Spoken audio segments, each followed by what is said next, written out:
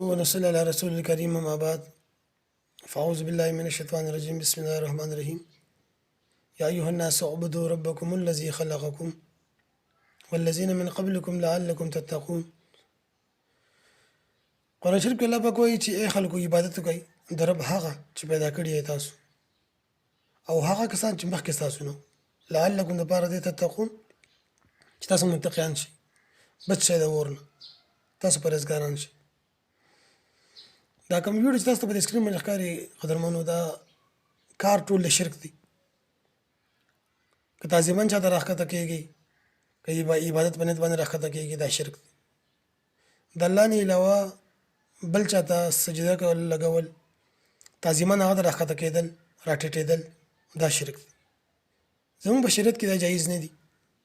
او قرآن شریف کې الله پاک زی په زی دا خبره کوي چې سر به صرف یو الله ته ټیټي، رابلې به صرف یو الله، غوښتنه به صرف د یو الله نه کوي، د مخلوق نه. چې نومي مخلوق دی دغه نه غوښتل شرک دی، دغه نه غوښتل کفر دی. یو خو د اسبابو په ذریعه، یو بغیر د اسبابو نه غوښتل شرک دی. لکه تاسو دیني قبر دی، د قبر نه تاویدل دي، د قبر ښکلول دي، هغه د سجدې لګول دي. حالانکه هغه غریب په خپله محتاج دی چې زما سره به څه کېږي. که ایماندار دی، ایمان یې تېر کړي او مړ شوي، خو ځا په جنت کې دی، تا د سره اړو جوړ نه دی. او که هغه هم عقیده د شرک او د کفر د دنیا نه تلي، نو هغه ځانه په عذاب کې دی، تا به څه د عذاب خلاص کړي، ستا به څه مشکل ختم کړي، ستا به څه هغه آواز واوري. قدرمنو، دې قسمه عمل له ځان ساتل پکار دي. او نن سبا د قرآن نه جدایي ډېره ده، لرېوالی ډېر دی. د علماو سره ناسته نشته، د قرآن درسونو ته ناسته نشته، دیني مطالعې نشته.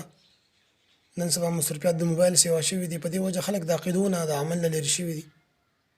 خو چې څه په موبایل کښېني یا مثال در باندې څه بل سړی په کوم عقیده او په کوم کردار باندې وویني، بس په هغې بس ورپسې خپل تاریخ، خپل قرآن، حدیث د پیغمبر یې هېر کړي دي. الله دې موږ د دې کفر نه وساتي، د دې شرکیاتو نه د الله موږ وساتي. مزید دا د ثواب په نیت باندې دا خبره شرک کوي چې دا د ثواب په نیت مخکې شرک چې دا ګناه ده، شرک دی. الله هم دې داسې عمل نه وساتي. او د الله نه علاوه مخلوق ته سجده لګول لا کفر دی، شرک دی. تعظیماً هم چاته راښکته کېدی نه شي. الله دې په دې شته خبرو د عمل کولو توفیق راکړي.